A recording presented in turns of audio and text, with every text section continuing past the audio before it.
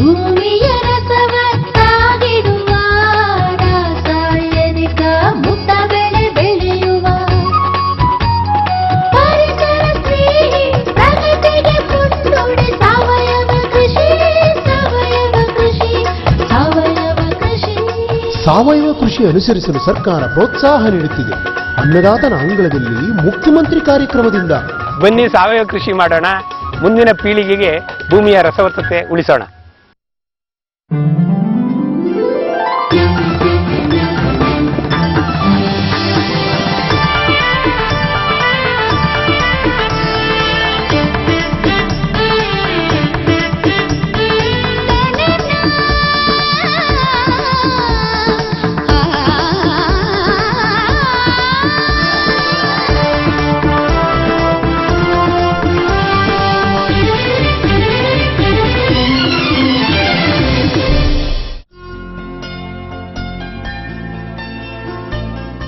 ಇವರು ದಾದಾ ಪೀರ್.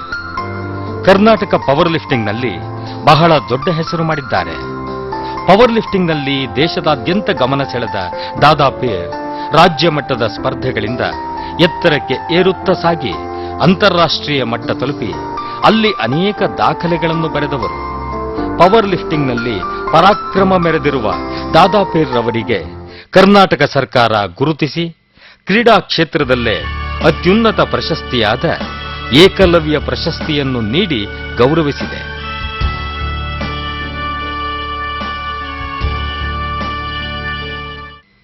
ಹೀಗೆ ಲೆಕ್ಕವಿಲ್ಲದಷ್ಟು ಸಾಧನೆಗಳನ್ನು ಮಾಡಿ ಸಾಧನೆಯ ಹಾದಿಯಲ್ಲಿ ಏರುತ್ತಿರುವ ದಾದಾ ಪೀರ್ ರವರ ಅವಲೋಕನ ಇಲ್ಲಿದೆ. ದಾದಾ ಪೀರ್ ರವರು 1969 ಅಕ್ಟೋಬರ್ 15ರಂದು ದಾವಣಗೆರೆ ಜಿಲ್ಲೆಯಲ್ಲಿ ಜನಿಸಿದರು. ದಾದಾ ಪೀರ್ ಅವರದು ಬಡತನದ ತುಂಬು ಕುಟುಂಬ. ಇದರಿಂದಾಗಿ ಚಿಕ್ಕ ವಯಸ್ಸಿನಲ್ಲಿಯೇ ಜೀವನದಲ್ಲಿ ತುಂಬ ಕಷ್ಟಗಳನ್ನು ಎದುರಿಸಬೇಕಾಯಿತು. ಅಜ್ಜಿಯ ಮನೆಯಲ್ಲಿ ಇವರ ಬಾಲ್ಯ ಜೀವನವು ಆರಂಭವಾಗುತ್ತದೆ. ಇವರ ವಿದ್ಯಾರ್ಥಿ ಜೀವನವು 3ನೇ ತರಗತಿಗೆ ಅಂತ್ಯಗೊಳ್ಳುತ್ತದೆ. ಕಾರಣ ದಿನೇ ದಿನೇ ಹದಗೆಡುತ್ತಾ ಬಂದ ಇವರ ಕುಟುಂಬದ ಆರ್ಥಿಕ ಪರಿಸ್ಥಿತಿ. ಇದರಿಂದಾಗಿ ದಾದಾ ಪೀರ್ ರವರು ಮುಂದೆ ವ್ಯಾಸಂಗ ಮುಂದುವರಿಸಲು ಸಾಧ್ಯವಾಗಲಿಲ್ಲ. ತುಂಬಾ ದೊಡ್ಡ ಕುಟುಂಬ ಆಗಿದ್ದರಿಂದ ನನ್ನ ಬಾಲ್ಯ ಜೀವನ ತುಂಬಾ ಕಷ್ಟದಲ್ಲಿ ಕಳೆದೆ. ನಾನು 5-6 ವರ್ಷ ಇರುವಾಗಲೇ ನನ್ನ ತಾಯಿಯಾದ ಅಜ್ಜಿಯ ಮನೆಯಲ್ಲಿ ಕಲ್ಲೆದೇವರಪುರದಲ್ಲಿ ವಿದ್ಯಾಭ್ಯಾಸ ಕೇಂದ್ರ ತೆರಳಿದೆ. ಅಲ್ಲಿ ತುಂಬಾ ಕಷ್ಟ. ನಾವು 9 ಜನ ಮೊಮ್ಮಕ್ಕಳನ್ನು ಅಜ್ಜಿ ಕೂಲಿನಲ್ಲಿ ಕೆಲಸ ಮಾಡಿ ಸಾಕುವ ಒಂದು ಪ್ರವೃತ್ತಿಯಲ್ಲಿದ್ದರು. ನಾವು ಸಹ ಅಜ್ಜಿಗೆ ಶನಿವಾರ ಮತ್ತು ಭಾನುವಾರ ಬಂದರೆ ಸ್ಕೂಲ್ ರಜಾ ದಿನಗಳಲ್ಲಿ ಹೊಲ ಮನೆ ಕೆಲಸಗಳನ್ನು ಮಾಡಿ ಸಹಾಯ ಮಾಡುತ್ತಿದ್ದೆವು. ದಾವಣಗೆರೆಯಲ್ಲಿಯೇ ಸಾರಾಯಿ ಅಂಗಡಿ ನಡೆಸುತ್ತಿದ್ದ ತಂದೆಯ ಅಂಗಡಿಯಲ್ಲಿ ಲೋಟ ತೊಳೆಯಲು ಪ್ರಾರಂಭಿಸುತ್ತಾರೆ. ಹಗಲು ಸಾರಾಯಿ ಅಂಗಡಿಯಲ್ಲಿ ಕೆಲಸ, ರಾತ್ರಿಯಲ್ಲಿ ಆಟೋ ಓಡಿಸುವ ಕೆಲಸ ಮಾಡುತ್ತಾ ಮನೆಯ ಜೀವನೋಪಾಯಕ್ಕಾಗಿ ಮುಡಿ ಕಟ್ಟಿ ದುಡಿಯುತ್ತಿರುತ್ತಾರೆ. ಕಾರಣಾಂತರಗಳಿಂದ ಸಾರಾಯಿ ಅಂಗಡಿ ಮುಚ್ಚಿ ಹೋಗುತ್ತದೆ. ಕೈಯಲ್ಲಿದ್ದ ಸಣ್ಣ ಕೆಲಸಗಳನ್ನು ಬಡತನ ಕಿತ್ತುಕೊಳ್ಳುತ್ತದೆ. ಇದಾದ ನಂತರ ಸುಮ್ಮನೆ ಕೂರದ ದಾದಾ ಪೀರ್ ವಿಡಿಯೋ ಪಾರ್ಲರ್ನಲ್ಲಿ ಟಿಕೆಟ್ ಹರಿಯುವ ಕೆಲಸಕ್ಕೆ ಸೇರಿಕೊಳ್ಳುತ್ತಾರೆ. ಗೆಳೆಯರ ಸಹಾಯದಿಂದ ವಯಸ್ಸಿನ ಆಧಾರದ ಮೇಲೆ 7 ಮತ್ತು 10ನೇ ತರಗತಿಯನ್ನು ಕಟ್ಟಿ ಪಾಸು ಮಾಡಿಕೊಂಡು ಅದರ ಆಧಾರದ ಮೇಲೆ ಬೇರೆ ಬೇರೆ ಕೆಲಸಗಳಿಗೆ ಅರ್ಜಿಗಳನ್ನು ಹಾಕುತ್ತಾ ಕಾಲ ದೂಡುತ್ತಿರುತ್ತಾರೆ.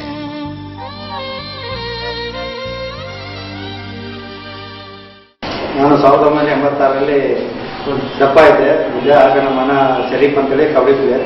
ಅವ್ರು ನನಗೆ ದಪ್ಪ ಆಗಿರೋದ್ರಿಂದ ತಪ್ಪಿಸೋದಕ್ಕೆ ನನಗೆ ಇದೇ ಸ್ಟೇಡಿಯಮಲ್ಲಿ ನನಗೆ 1996 ಜನವರಿ 26ರಲ್ಲಿ ಇಲ್ಲಿ ಕರ್ಕೊಂಡ್ಬಂದರು ವಾಕ್ ರನ್ ಮಾಡೋಕ್ಕೆ. ಆಗ ನಾನು ಈ ಮಹಾನಗರಪಾಲಿಕೆ ಒಳಗೆ ಬಂದಾಗ ನನಗೆ ಇದೆಲ್ಲ ಮಾಡೋಕ್ಕಾಗುತ್ತಾ ಅನ್ನೋ ಒಂದು ಈ ಒಳಗಡೆ ಬರೋದಕ್ಕೆ ಸಂಕೋಚ ಆಗುತ್ತೆ. ಅವಾಗ ಒಬ್ಬರು ಸುರೇಶ್ ಅಂತ ಹೇಳಿ ಪವರ್ ಮಾಡಿದ್ರು. ಅವ್ರ ಹತ್ರ ಅದೇ ಥರ ಮಾಡ್ತಾ ನಾನು ಲಿಫ್ಟಿಂಗಲ್ಲಿ ಆಸಕ್ತಿ ಬೆಳೆಸ್ಕೊಂಡೆ. 1987ರಲ್ಲಿ ಮಂಗಳೂರಲ್ಲಿ ಜೂನಿಯರ್ ಸ್ಟೇಟ್ ನಡೀತು.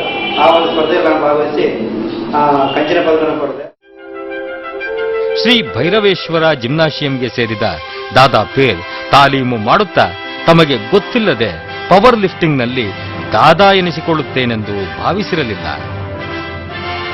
1987ರಲ್ಲಿ ಅವರಿದ್ದ ದಾವಣಗೆರೆಯಲ್ಲಿಯೇ ರಾಷ್ಟ್ರೀಯ ಪವರ್ ಲಿಫ್ಟಿಂಗ್ ಸ್ಪರ್ಧೆಗಳು ನಡೆದಾಗ ಬದುಕಿನ ಯಶೋಗಾಥೆಯು ಆರಂಭವಾಗುತ್ತದೆ. ಮುಂದಿನದೆಲ್ಲ ಇತಿಹಾಸ ಪುಟಗಳತ್ತ ದಾಪುಗಾಲಿಟ್ಟ ಅವಿಸ್ಮರಣೀಯ ಕ್ಷಣಗಳ ದಾಖಲಾತಿಗಳೇ.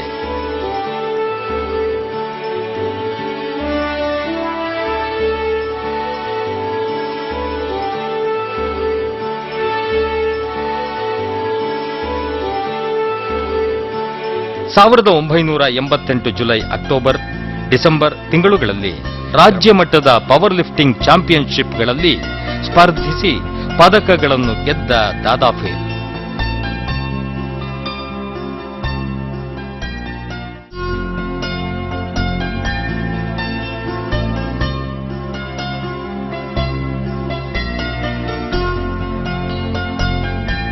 ಅದೇ ವರ್ಷ ಡಿಸೆಂಬರ್ ತಿಂಗಳಲ್ಲಿ ನಡೆದ ಜೂನಿಯರ್ ಕೂಟದಲ್ಲಿ 3 ರಾಷ್ಟ್ರೀಯ ದಾಖಲೆಗಳನ್ನು ಸ್ಥಾಪಿಸುವ ಮೂಲಕ ದೇಶದಾದ್ಯಂತ ಹೆಸರುವಾಸಿಯಾದರು.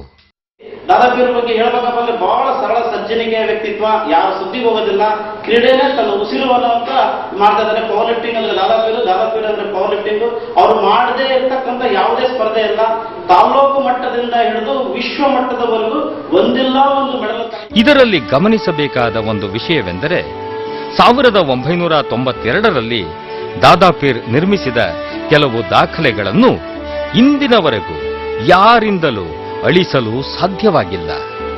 ಇಷ್ಟೆಲ್ಲ ಸಾಧನೆಗಳನ್ನು ಮಾಡುತ್ತಾ ಸಾಗುತ್ತಿದ್ದ ದಾದಾಪೀರ್ ರವರನ್ನು ಪ್ರಶಸ್ತಿಗಳು ಹುಡುಕಿಕೊಂಡು ಬರುತ್ತಿದ್ದವು. 1990ರಲ್ಲಿ ರಾಜ್ಯ ಅತ್ಯುತ್ತಮ ಕ್ರೀಡಾಪಟು ಪ್ರಶಸ್ತಿ, 1992ರಿಂದ 1995ರವರೆಗೆ ದಾದಾಪೀರ್ ಸತತವಾಗಿ 4 ಸಲ ಕರ್ನಾಟಕ ರಾಜ್ಯ ಬಲಿಷ್ಠ ವ್ಯಕ್ತಿ ಪ್ರಶಸ್ತಿಯನ್ನು ಗಳಿಸಿದರು.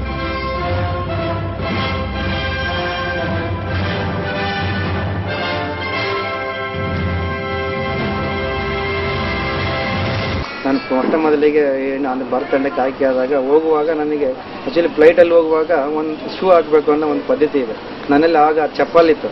ಆ ಚಪ್ಪಲಲ್ಲಿ ಡೆಲ್ಲಿಯಲ್ಲಿ ನಮ್ಮ ಒಬ್ಬ ಸ್ನೇಹಿತರಾದ ಸಂಜೆ ಸಾವಂತ ಚಪ್ಪಲ್ ಬರಲ್ಲ ಅಂತ ಅವ್ರ ಶೂ ನನಗೆ ಕೊಟ್ಟು ಅವರು ನನಗೆ ಫ್ಲೈಟಲ್ಲಿ ಕರ್ಕೊಂಡು ಹೋದಾಗ ನನಗೆ ಏನೋ ಒಂಥರ ರೋಮಾಂಚನ, ಯಾವುದೋ ಒಂದು ಸ್ವರ್ಗದಲ್ಲಿ ನಾನು ಕುತ್ಕೊಂಡು ಇಲ್ಲಿ ಬಂದು ಅನ್ನೋದು ಇರುತ್ತೆ.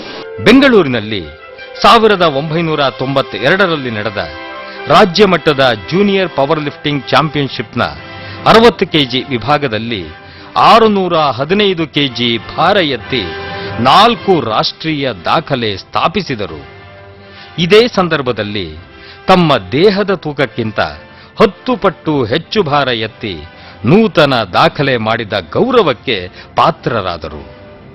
ರಾಜ್ಯ ಮಟ್ಟದಲ್ಲಿ ದಾದಾಪೀರ್ ರವರ ಸಾಧನೆಯು ಎತ್ತರದಿಂದ ಎತ್ತರಕ್ಕೆ ಏರುತ್ತಿದ್ದಂತೆ ರಾಷ್ಟ್ರೀಯ ದಾಖಲೆಗಳನ್ನು ಸ್ಥಾಪಿಸುತ್ತಾ ರಾಷ್ಟ್ರೀಯ ಮಟ್ಟದಲ್ಲೂ ಗಮನ ಸೆಳೆಯತೊಡಗಿದರು. ಇದರಿಂದಾಗಿ ದಾದಾಪೀರ್ ರವರಿಗೆ ಅಂತಾರಾಷ್ಟ್ರೀಯ ಮಟ್ಟದಲ್ಲಿ ಭಾರತವನ್ನು ಪ್ರತಿನಿಧಿಸುವ ಅವಕಾಶ ತಾನೇ ತಾನಾಗಿ ಬಂದಿತು. 1989ರಲ್ಲಿ ಸ್ವೀಡನ್, 93ರಲ್ಲಿ ಚೈನಾ ಮತ್ತು ತೈಪೆ, 94ರಲ್ಲಿ ಫಿಲಿಪೈನ್ಸ್ ಹಾಗೂ 1996ರಲ್ಲಿ ಕಜಕಿಸ್ತಾನ ಮತ್ತು ಆಸ್ಟ್ರಿಯಾ ದೇಶಗಳಲ್ಲಿ ನಡೆದ ಏಷಿಯನ್ ಮತ್ತು ವಿಶ್ವಮಟ್ಟದ ಅಂತಾರಾಷ್ಟ್ರೀಯ ಪವರ್ ಲಿಫ್ಟಿಂಗ್ ಟೂರ್ನಿಗಳಲ್ಲಿ ಭಾಗವಹಿಸಿ ಅವರು ಲೆಕ್ಕವಿಲ್ಲದಷ್ಟು ಪದಕಗಳನ್ನು ಗೆದ್ದಿದ್ದಾರೆ. 1994ರಲ್ಲಿ ರಾಜ್ಯ ಸರ್ಕಾರದಿಂದ ದಸರಾ ಪ್ರಶಸ್ತಿ ಪಡೆದರು ದಾದಾಪೀರ್.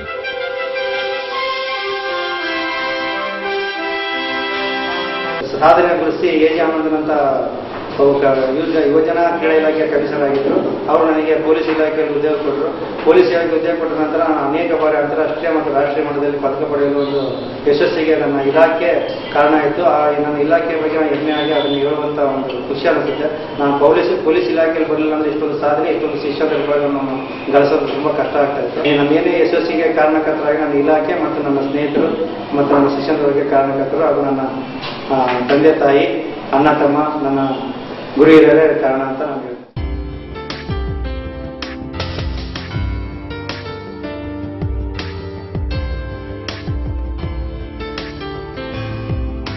ರಾಷ್ಟ್ರಕ್ಕೂ ಮತ್ತು ರಾಜ್ಯಕ್ಕೂ ತಂದ ಗೌರವಗಳಿಂದ ಕರ್ನಾಟಕ ರಾಜ್ಯ ಸರ್ಕಾರವು ದಾದಾಪೀರ್ ಅವರಿಗೆ 1995ರಲ್ಲಿ ಕ್ರೀಡಾಪಟುಗಳಿಗೆ ಕೊಡುವ ಅತ್ಯುನ್ನತ ಪ್ರಶಸ್ತಿಯಾದ ಏಕಲವ್ಯ ಪ್ರಶಸ್ತಿಯನ್ನು ಕೊಡುವ ಮೂಲಕ ಗೌರವಿಸಿದೆ.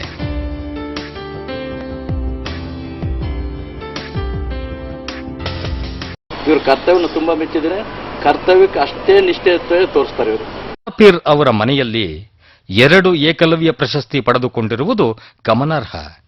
ಅವರ ಪತ್ನಿಯೂ ಕೂಡ ಪತಿಯಂತೆ ಜೊತೆಯಲ್ಲೇ ತರಬೇತಿ ಮಾಡುತ್ತಾ ಗಂಡನಂತೆ ಏಕಲವ್ಯ ಪ್ರಶಸ್ತಿಯನ್ನು ಪಡೆದಿದ್ದಾರೆ.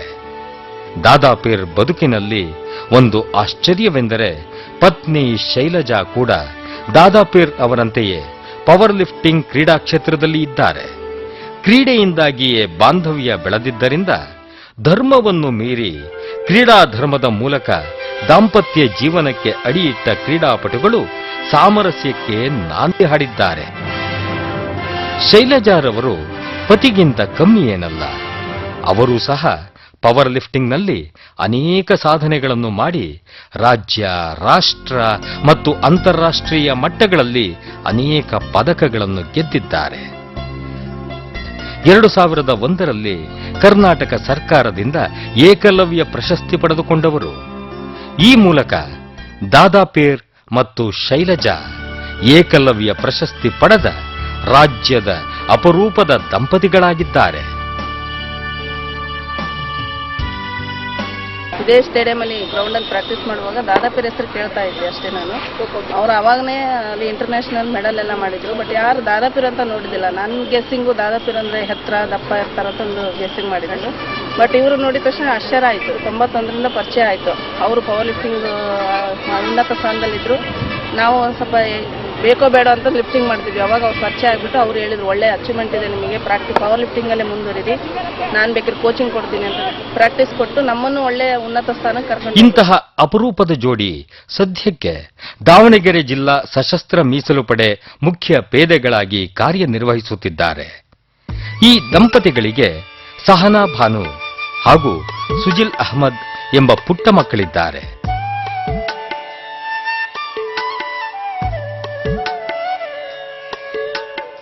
ಅಂತಾರಾಷ್ಟ್ರೀಯ ಮಟ್ಟದಲ್ಲಿ ಸಾಧನೆಯನ್ನ ಮಾಡಿರುವಂತಹ ಎಲ್ಲಾ ಕ್ರೀಡಾಪಟುಗಳು ಅವರು ಬೆಂಗಳೂರು ಅಥವಾ ಬೇರೆ ಕಡೆ ಮುಖ ಮಾಡುವುದು ಜಾಸ್ತಿ. ಆದರೆ ದಾವಣಗೆರೆಯಲ್ಲಿ ಉಳ್ಕೊಂಡು ತಮ್ಮ ಸಹಚರರಿಗೆ, ಗೆಳೆಯರಿಗೆ ಈ ಪವರ್ ಲಿಫ್ಟಿಂಗ್ ಕ್ರೀಡೆಯ ಪರಿಚಯ ಮಾಡಿಕೊಳ್ತಾ ಅವರನ್ನ ಉತ್ತೇಜನ ಕೊಡ್ತಾ ಅವರಲ್ಲೂ ಕೂಡ ಒಂದು ಒಳ್ಳೆಯ ಹುಮ್ಮಸ್ಸನ್ನು ತುಂಬುತ್ತಾ ಇವತ್ತು ಇಲ್ಲೇ ಉಳ್ಕೊಂಡಿರುವಂಥದ್ದು ನಾವೆಲ್ಲರೂ ಮೆಚ್ಚತಕ್ಕಂಥ ಒಂದು ಅಂಶ. ನನ್ನ ಒಂದು ಕೊನೆ ಆಸೆ ಒಂದಿದೆ.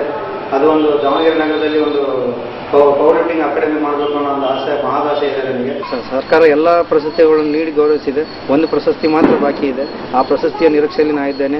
ಅದೇ ಕನ್ನಡ ರಾಜ್ಯೋತ್ಸವ ಪ್ರಶಸ್ತಿ. ಪವರ್ ಲಿಫ್ಟಿಂಗ್ ಸಾಧಕರೆನಿಸಿಕೊಂಡಿರುವ ಈ ದಂಪತಿಗಳಿಗೆ ಎಲ್ಲ ಸೌಲಭ್ಯಗಳು, ಸಹಕಾರಗಳು ಸಿಗುವಂತಾಗಲಿ, ಮತ್ತಷ್ಟು ಸಾಧಿಸುವಂತಾಗಲಿ ಎಂದು ಮನತುಂಬಿ ಹಾರೈಸೋಣ.